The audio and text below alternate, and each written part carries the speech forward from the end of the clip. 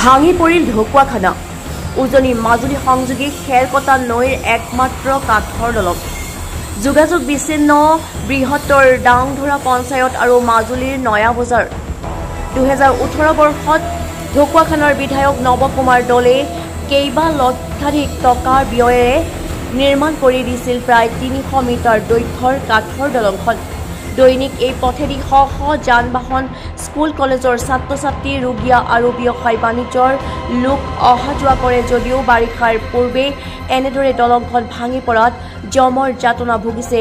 অঞ্চলটোৰ ৰাইজে এইখন দলং ঢকুৱাখানা সোণাৰী চাপৰি যিটো নয়া বজাৰ মাজুলীলৈ যোৱা একমাত্ৰ দলং এইখন দলং বগা আজি প্ৰায় এমাহ হ'ব হ'ল জৰাজীৰ্ণ অৱস্থাত এইখন দলঙেৰে আমি পাৰ হৈ আছিলোঁ কিন্তু এতিয়া একেবাৰে নোহোৱা হৈ গ'ল ইয়াৰ পৰা আমাৰ যাতায়াতটো নয়া বজাৰ উজনি মাজুলী এইখন দলং আমি পাইছিলোঁ 2018 চনত কিন্তু এইখন দলং কাটেৰে বনোৱাৰ কাৰণে আজি দিন হৈ গ'ল প্ৰায় 5 বছৰ 6 বছৰ হ'ল দলংখন ভাগি আছে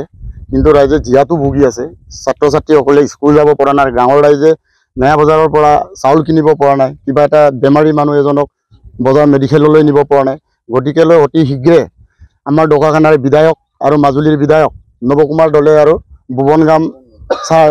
তেখেতলোকে অতি শীঘ্ৰে দলংখন বনাই দিব বুলি ৰাইজে আশা কৰি আছে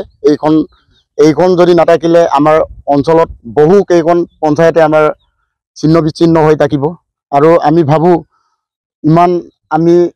যিকোনো ৰাজনৈতিক ক্ষেত্ৰতে হওক কিবাৰ ক্ষেত্ৰতে হওক তেখেতক আমি ইমান ভাল মানুহ হিচাপে নবদলে আমি কিবা কৰি থাকোঁ তেখেত কিন্তু এতিয়ালৈকে আমাৰলৈ একো দিব পৰা নাই কাৰণে আমি বহু ৰাইজে বেয়া পাই আছে গতিকেলৈ অতি সোনকালে এইখন দলং আমাক পকীকৰণ কৰি দিব লাগে বুলি আমি ছাৰলৈ আহ্বান জনাইছোঁ অঞ্চলটোত প্ৰশাসনিকভাৱে ঢকুৱাখানাৰ যদিও মাজুলীৰ বাণিজ্যিক কেন্দ্ৰ নয়া বজাৰলৈ ওচৰ হোৱাত বেছিভাগ লোক নিৰ্ভৰ কৰে এই বজাৰখনৰ ওপৰত বৰ্তমান একমাত্ৰ দলংখন ভাঙি পৰাত বহু লোকৰ চৌকাত জুই নজ্বলাৰ দৰে অৱস্থাৰ সৃষ্টি হৈছে ঢকুৱাখানা আৰু মাজুলীৰ সীমান্তত দলংখন অৱস্থিত হোৱা দুইজন বিধায়ক ক্ৰমে নৱকুমাৰ দলে আৰু ভুৱনগাম কোনো এজনে কাণসাৰ দিয়া নাই নিৰ্বাচনৰ সময়ত অতি সোনকালে ইয়াত এখন পকী দলং নিৰ্মাণ কৰা হ'ব বুলি প্ৰতিশ্ৰুতি দিছিল যদিও কেয়াও ফুটুকাৰ ফেনত পৰিণত হ'ল এতিয়াও কোনোবাজন ছাত্ৰ ছাত্ৰী অথবা সাধাৰণ লোকে মৰখাস কৰিব গোৱা বাই দলংখন পাৰ হৈ আহিছে যদিও কোন সময়ত ভয়ংকৰ বিপদ হ'ব পাৰে তাৰ কোনো নিশ্চয়তা নাই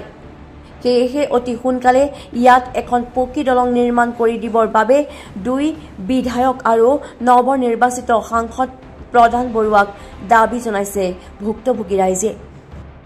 আমাৰ দলংকৰ বগা এক সপ্তাহমান হ'ল এতিয়া আমি এই মাজুলীলৈ বজাৰলৈ পাৰ কৰিব নোৱাৰা হৈছে অসুবিধা পাইছোঁ ৰেচন পাতি কৰিব নোৱাৰা হৈছে তাৰ পৰা ইপাৰৰ পৰাও ঢকুৱাখানালৈ যাব নোৱাৰা হৈছে আমি অফিচিয়েলিও যাব নোৱাৰা হৈছে সপ্তাহমান এনেকৈ এসপ্তাহমান হৈছে ঘূৰি ফুৰি এই লোকৰ গাঁৱৰ পৰা এনেকৈ দলঙৰ ভাড়া দি আমি স্কুললৈ পঠাই আছোঁ অসুবিধা পাইছে কিছুমানটো সৰু সুৰা ল'ৰা ছোৱালীক পঠাব নোৱাৰা হৈছে তাৰপৰা আমাক স্কুললৈ পঠাবৰ কাৰণে আমাৰ দলংখন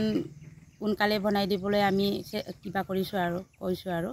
আশা কৰিছোঁ বিধায়ক দুজনীও কৈছিলে আগতেও ঘূৰি ইয়াত দুবাৰমান আহি পেলাই